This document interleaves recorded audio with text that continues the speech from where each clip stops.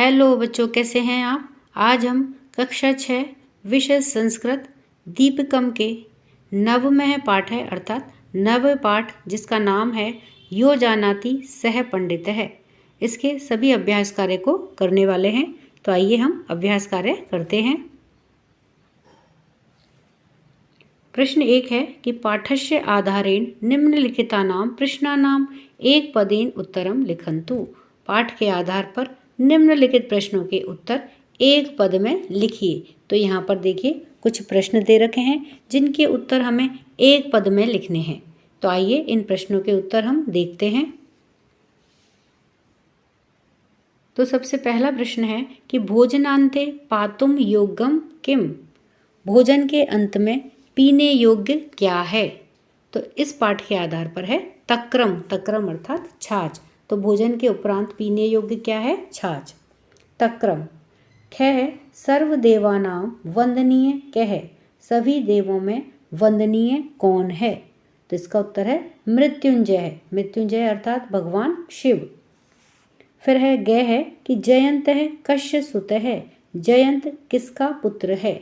उत्तर है इंद्रस्य, इंद्र का।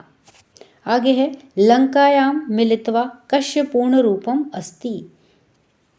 लंका में मिलकर के कौन पूर्ण रूप में है। उत्तर है कुंभकर्ण है, कुंभकर्ण। प्रश्न 2 है पाठस्य आधारेण निम्नलिखितानां प्रश्नानां पूर्ण वाक्येन उत्तरम लिखन्तु। पाठ के आधार पर निम्नलिखित प्रश्नों के उत्तर पूर्ण वाक्य में लिखिए। तो यहाँ पर कुछ प्रश्न दे रखे हैं जिनके उत्तर हमें पूर्ण वाक्य में लिखने हैं। तो आइए इन्हें उत्तर के साथ में देखते हैं। तो सबसे पहला प्रश्न है कि विष्णु पदम कथम प्रोक्तम। विष्णु पद को कैसा कहा गया है। उत्तर है विष्णु पदम दुर्लभम प्रोक्तम। विष्णु पद को दुर्लभतम कहा गया है। फिर है कस्य आदि अंतः च न अस्ति। किसके आदि यानी कि शुरुआत में और अंत में न होता है। तो उत्तर है नयनम अर्थात नयन अस्य पदस्य। इस पद में है या इस शब्द में आदि ही अंतः च न अस्ति। इसके शुरुआत में और इसके अंत में न होता है। ग है नर है काश्याम किम इक्षति। नर है अर्थात मनुष्य काशी में क्या चाहता है या क्या इच्छा रखता है। उत्तर है नर है काश्याम मृत्युम या फिर मोक्षम इक्षति। मनुष्य काशी में मृत्यु या फिर मोक्ष चाहता है।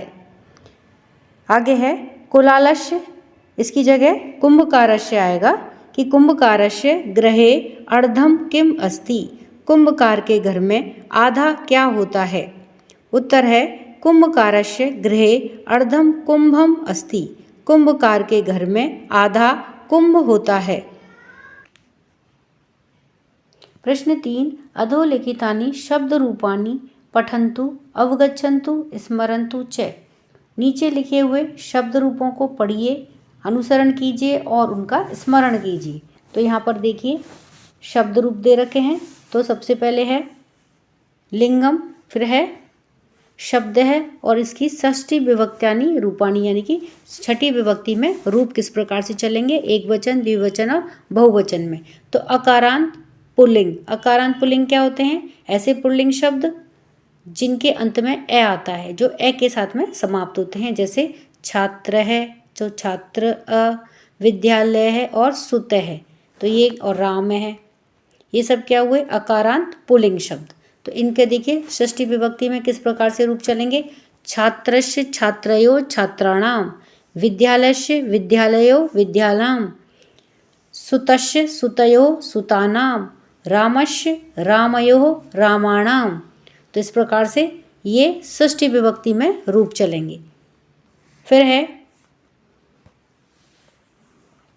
आकारांत स्त्रीलिंग। आकारांत स्त्रीलिंग यानी कि जिसमें ऐसे स्त्रीलिंग शब्द जिनका अंत में आ आता हो। जैसे सीता आ, कथा, प्रिया। तो इनमें स्त्रीलिंग शब्दों का अंत किसके साथ में हो रहा है, आ के साथ में। आ की ध्वनि आ रही है तो इसलिए ये क्या होंगे आकारांत स्त्रीलिंग शब्द। तो इसमें षष्ठी विभक्ति में किस प्रकार से रूप चलेंगे। सीतायाः सीतयोः सीतानाम, कथायाः कथयो कथानाम, प्रियायाः प्रिययोः प्रियाणाम। ये हो गए हमारे अकारांत स्त्रीलिंग शब्द।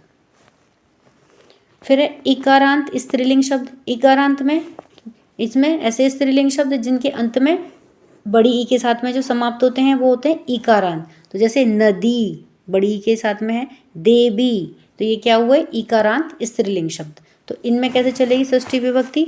नद्या नद्यो नदीनाम, देव्यः देव्यो देवीनाम। फिर है अकारांत नपुंसकलिंग। अकारांत नपुंसकलिंग कैसे होते हैं? ऐसे नपुंसकलिंग शब्द जिनके अंत में ए आता हो, जैसे पुस्तकम ए, उद्यानम, फलम, भोजनम। तो इनमें कैसे चलेंगे षष्ठी विभक्ति में रूप?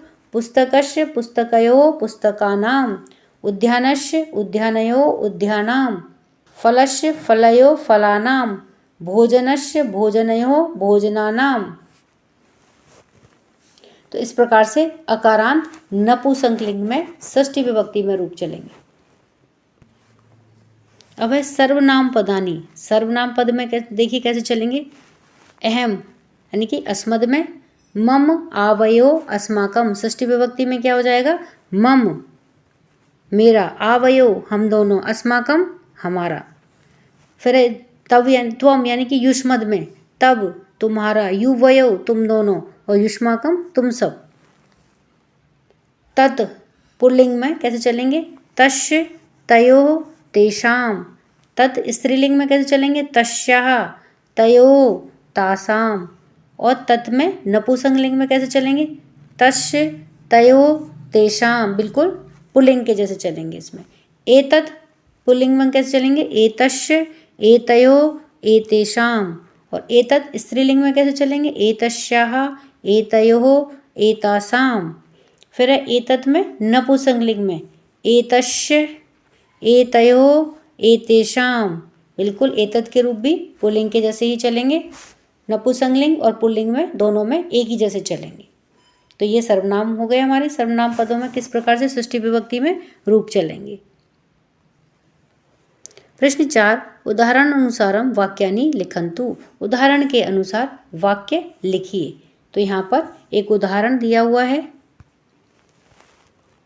जैसे विद्यालय है और छात्र है, और आगे दिया हुआ है गच्छति। तो विद्यालयस्य छात्रः गच्छति। तो इस प्रकार से हमें इस उदाहरण के अनुसार बाकी के सारे वाक्यों को लिखना है, उनकी रचना करनी है। तो आइए इन्हें उत्तर के साथ में देखते हैं। तो इसमें दे रखा है कि विद्यालय है,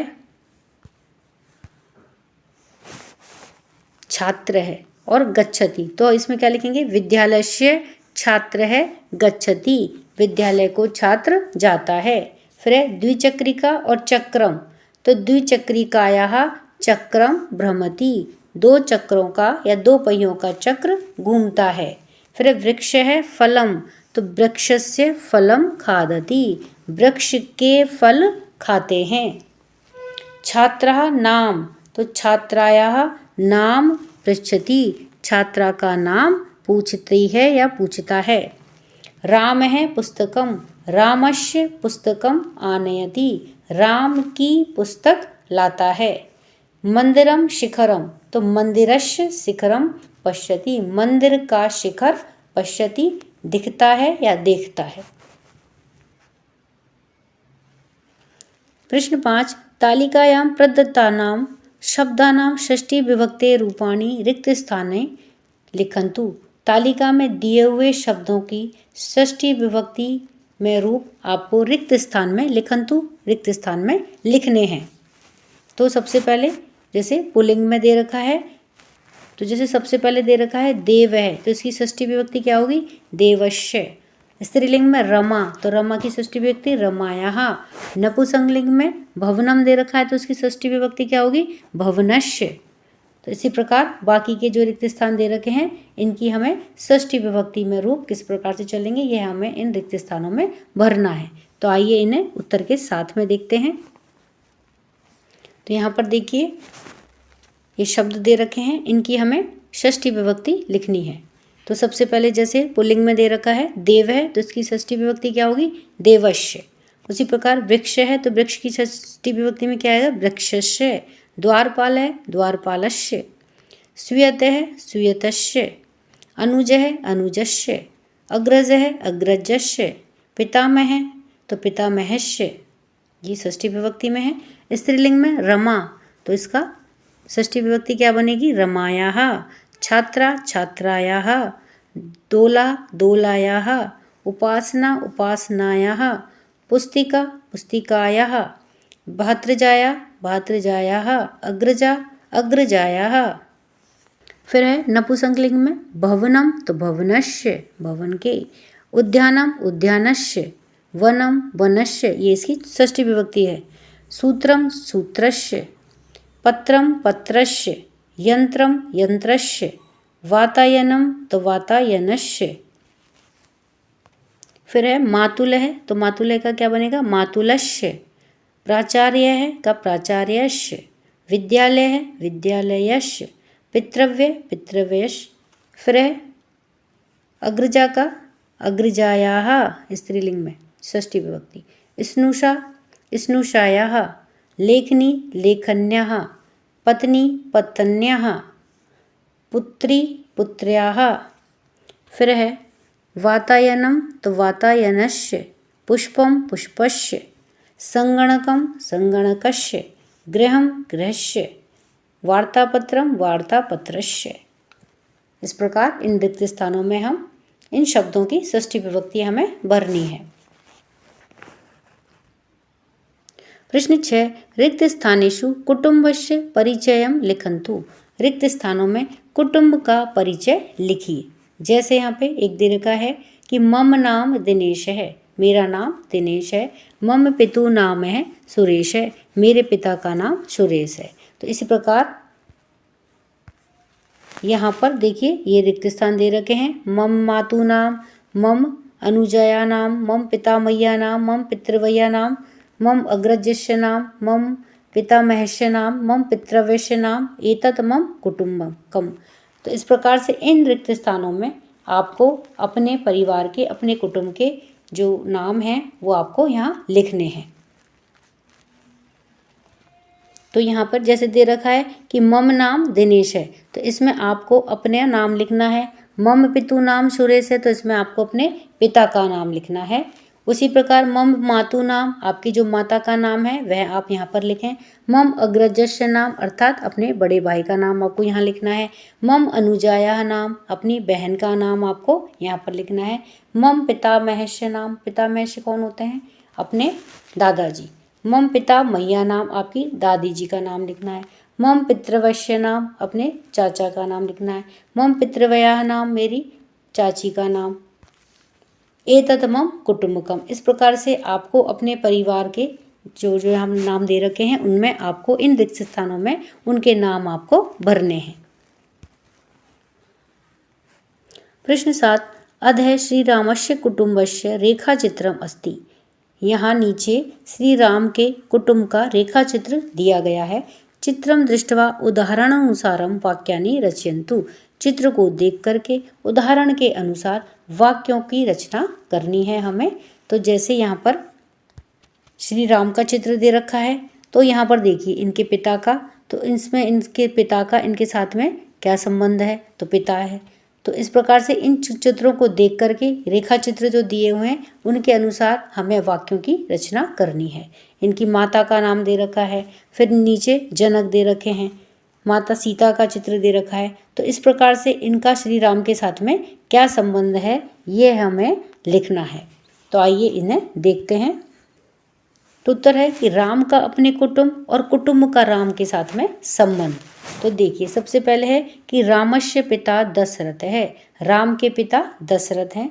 तो दशरथस्य पुत्र है राम और दशरथ के पुत्र हैं राम। तो पहले राम का अपने पिता के साथ में क्या संबंध है कि राम के पिता हैं दशरथ, और दशरथ का राम के साथ क्या संबंध है कि दशरथस्य पुत्र है राम, दशरथ के पुत्र हैं राम। फिर है रामस्य माता कौशल्या, राम की माता है कौशल्या। तो कौशल्या का राम के साथ में क्या संबंध हुआ कि कौशल्या के पुत्र हैं राम। तो कौशल्यायाः पुत्र है राम, कौशल्या के पुत्र हैं राम। फिर है रामस्य श्वशुर है जनक है, राम के ससुर हैं जनक। तो जनक का क्या हुआ, जमाता हुए राम, तो जनकस्य जमाता राम है, जनक के जमाता कौन है, राम है, तो ये जनक का राम के साथ संबंध है। फिर रामस्य पत्नी सीता, राम की पत्नी कौन है, सीता। फिर सीता का राम के साथ में, सीतायाः पति ही राम है, सीता के पति कौन है, राम है।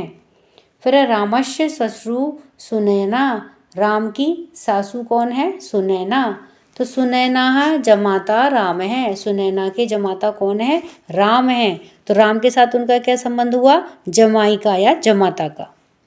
फिर रामस्य अनुज है लक्ष्मण है, राम के अनुज अर्थात भाई या छोटे भाई कौन है, लक्ष्मण है, तो लक्ष्मण के भाई, बड़े भाई कौन हुए, राम, तो लक्ष्मणस्य अग्रज है, राम है, लक्ष्मण के बड़े भाई कौन है, राम है, तो ये राम का लक्ष्मण के साथ संबंध है।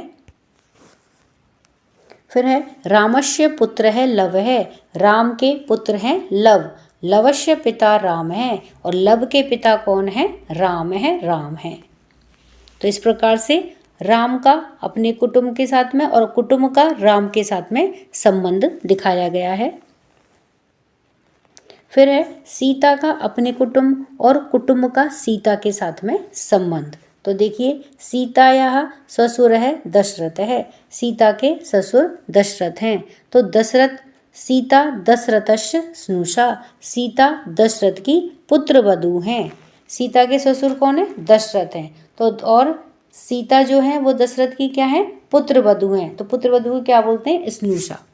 फिर है सीतायाः श्वश्रुः कौशल्या, सीता की सासू कौन है, कौशल्या है, तो कौशल्या की क्या हुई, ये पुत्र वधू हुई, तो कौशल्याः स्नुषा सीता, कौशल्या की पुत्र वधू सीता हैं।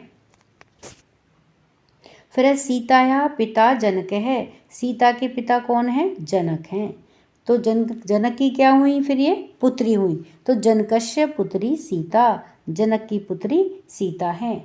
सीतायाः पति राम है, सीता के पति राम हैं, तो रामस्य पत्नी सीता, राम की पत्नी सीता है।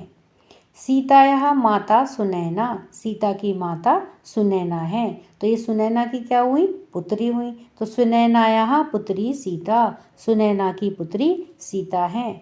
सीतायाः देवर है लक्ष्मण है, सीता के देवर लक्ष्मण हैं, तो लक्ष्मण की क्या हुई, ये लक्ष्मणस्य भातृजाया सीता, लक्ष्मण की भाभी कौन है, सीता है, भातृजाया यानी भाभी, भाई की पत्नी, भातृजाया कौन है, सीता है। फिर है सीतायाः पुत्र है लव है, सीता के पुत्र लव हैं, तो लव की क्या हुई, फिर ये माता हुई, तो लवस्य माता सीता, लव की माता सीता है। प्रश्न 8, निम्नांकित पुस्तक सूची मध्ये कस्य उपरि किम अस्ति इति लिखन्तु, निम्नांकित पुस्तक सूची के मध्य में क्या ऊपर है, किम अस्ति इति लिखन्तु, यह लिखिए। यथा लीलावत्याः उपरि पंचतंत्रम अस्ति, जैसे यहाँ पर देखिए लीलावत्या यहाँ पर है, तो इसके ऊपर क्या है, पंचतंत्र है, तो इसको कैसे लिखेंगे कि लीलावत्याः उपरि पंचतंत्रम अस्ति, लीलावती के ऊपर पंचतंत्र है। भगवद गीतायाः उपरि लीलावती अस्ति, भगवद गीता के ऊपर क्या है, लीलावती है, यानी कि किसके ऊपर क्या है, यह हमें लिखना है। तो आइए इन्हें देखते हैं। तो इसमें दे रखा है लीलावत्याः उपरि पंचतंत्रम अस्ति, लीलावती के ऊपर पंचतंत्र है। भगवद गीतायाः उपरि लीलावती अस्ति, भगवद गीता के ऊपर लीलावती है। रामायणस्य उपरि भगवद गीता अस्ति, रामायण के ऊपर भगवद गीता है।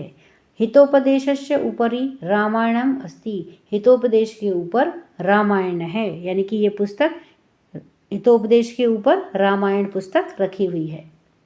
फिर है योग शास्त्रस्य उपरि हितोपदेशः अस्ति, योग शास्त्र के ऊपर हितोपदेश है। फिर है रघुवंशस्य उपरि योग शास्त्रम अस्ति, रघुवंश के ऊपर योग शास्त्र रखी हुई है या है।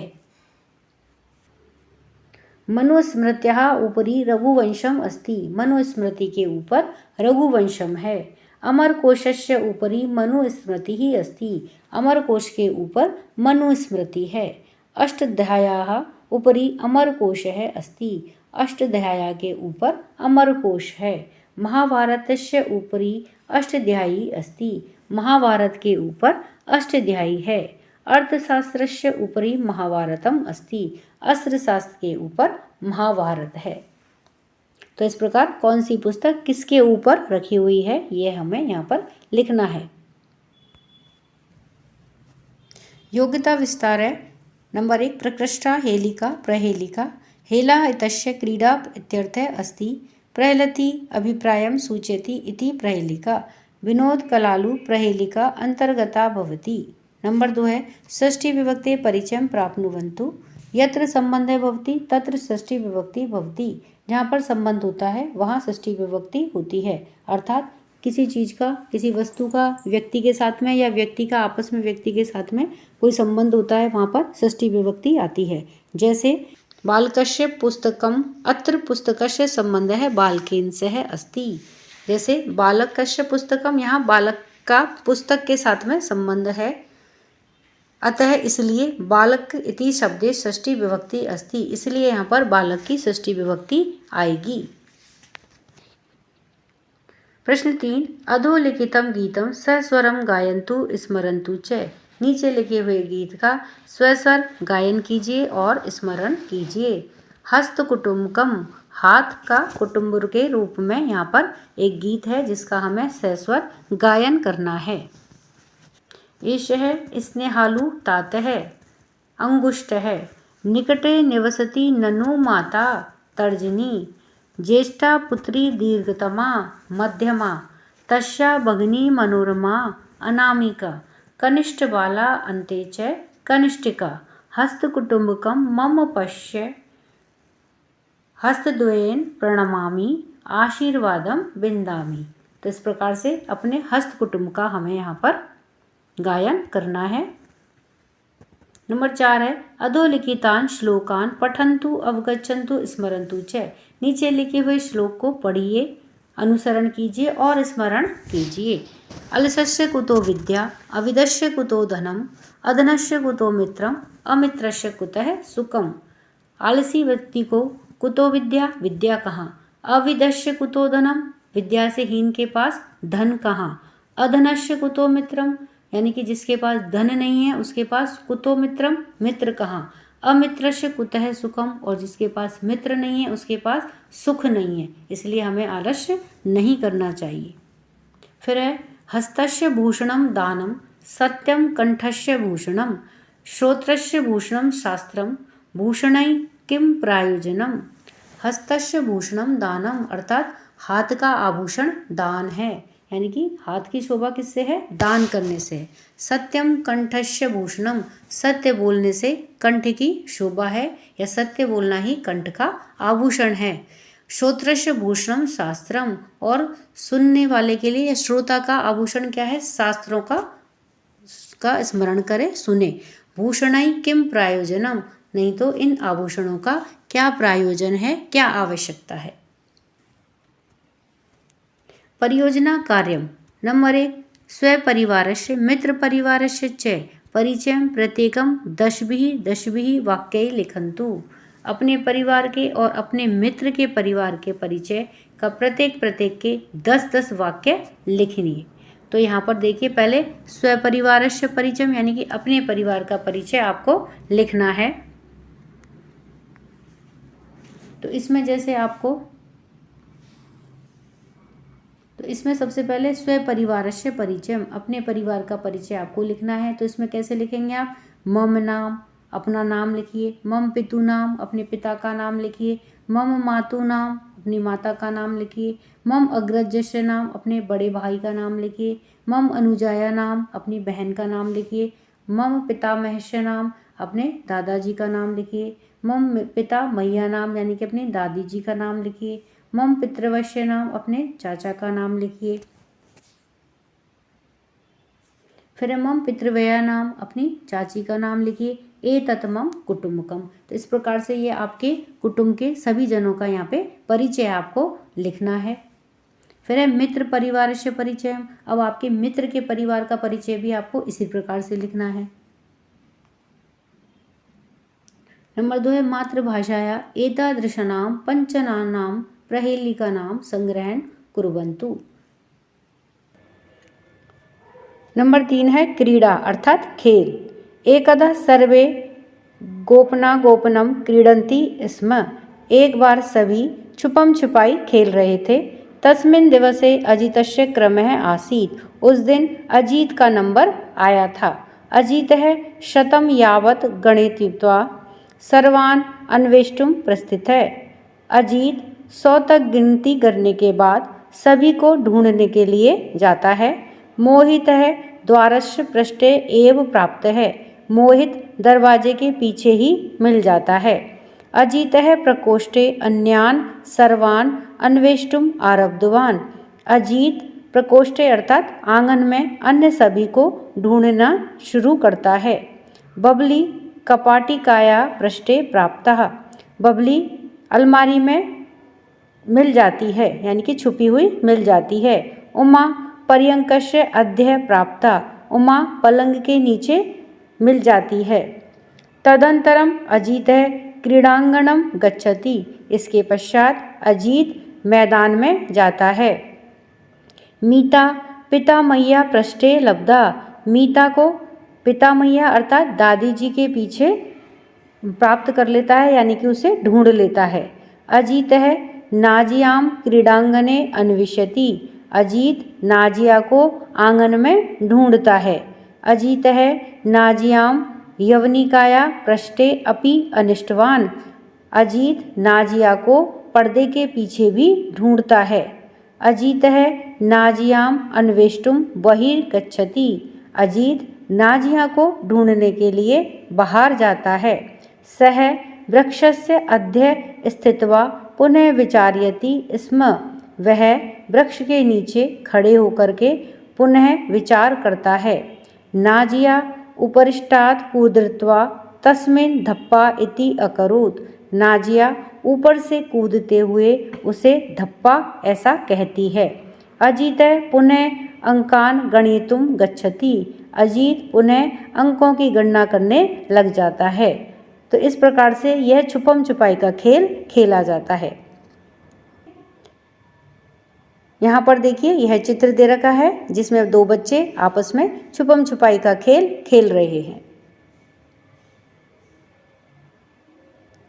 यह इसका हिंदी अनुवाद है। आप इसे बच्चों देख सकते हैं कि एक बार सभी छुपम छुपाई या लुका छुपी खेल रहे थे। उस दिन अजीत का नंबर था। अजीत 100 तक गिन करके सबको ढूंढने लगा। मोहित दरवाजे के पीछे ही मिल गया। अजीत ने आंगन में अन्य सबको ढूंढना शुरू किया। बबली अलमारी के पीछे मिल गई। उमा पलंग के नीचे मिली। उसके बाद अजीत खेल के मैदान में गया। गीता दादी के पीछे मिली। अजीत नाजिया को क्रीड़ा क्षेत्र में ढूंढता है। अजीत ने नाजिया को पर्दे के पीछे भी ढूंढा। अजीत नाजिया को ढूंढने के लिए बाहर जाता है। वह वृक्ष के नीचे खड़ा होकर फिर सोचता है। नाजिया ऊपर से कूदकर उस पर धप्पा करती है। अजीत फिर गिनती गिनने चला जाता है। इस प्रकार उसका दोबारा नंबर आता है। तो यह इसका हिंदी अनुवाद है। तो इस प्रकार हमने इस पाठ के सभी प्रश्न उत्तरों को देखा है। वीडियो पसंद आने पर वीडियो को लाइक करें, शेयर करें। चैनल पर नए हैं तो सब्सक्राइब करना ना भूलें। मिलते हैं नए वीडियो में। इसी के साथ धन्यवाद।